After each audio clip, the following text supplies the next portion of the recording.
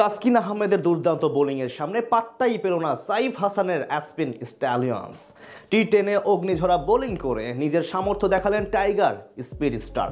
বিপরীতে ব্যাট হাতে প্রায় 140 স্ট্রাইক রেটে ব্যাটিং করেন সাইফ, কিন্তু শেষ মুহূর্তে তার ভুলেই কপাল পড়ে ফ্র্যাঞ্চাইজিটির। তাসকিনদের বিপক্ষে সাইফদের এমন লড়াইটা নিয়ে বাকিটা জানবো রিপোর্টে। প্রথম ম্যাচে তাসকিনরা পারেনি কোয়েটা ক্যাভলরির সাথে। বল হাতে খরুচে ছিলেন টাইগার স্পিড স্টার, তাই আজ তাদের জন্য লড়াইটা ছিল বেশ গুরুত্বপূর্ণ। অন্যদিকে প্রথমবারের মতো এই ম্যাচ দিয়ে টি10-এ আনুষ্ঠানিকভাবে অ্যাসপিন স্ট্যালিয়ন্সের জার্সি গায়ে অভিষেক হয় সাইফ হাসানের।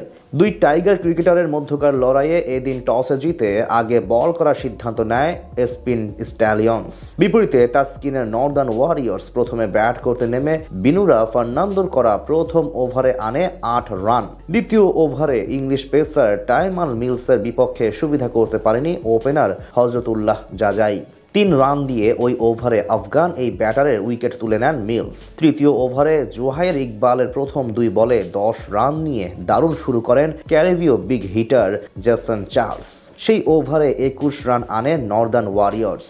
পরের ওভারে হাফিজুর রহমানকে 1 ছক্কা ও 1 চার হাঁকিয়ে তুলে নেন 15 রান।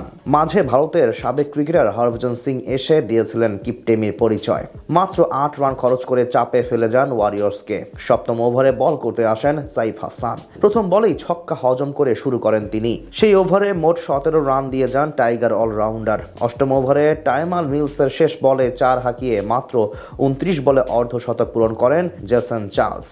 শেষ 2 ওভারে অবশ্য কিছুটা ঝিমিয়ে পড়ে তাদের রানের চাকা। নবম ওভারে আসে মাত্র 6 রান, আর বিনুরা ফার্নান্দোর করা ইনিংসের শেষ ওভারে আসে 13 রান, যার সুবাদে জেসন চার্লসের 55 এবং কলিন মানরোর 37 রানে ভর করে 114 রান তোলে নর্দার্ন ওয়ারিয়র্স।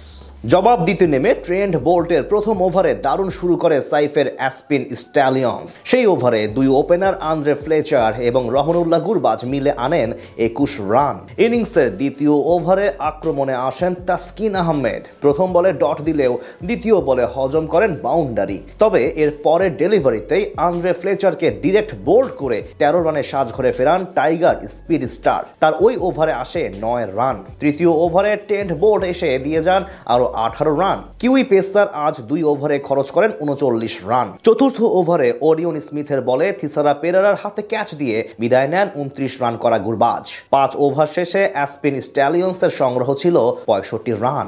ষষ্ঠ ওভারে ব্যাটিং করতে আসেন সাইফ হাসান। প্রথম 3 বলে 3 রান নেন তিনি।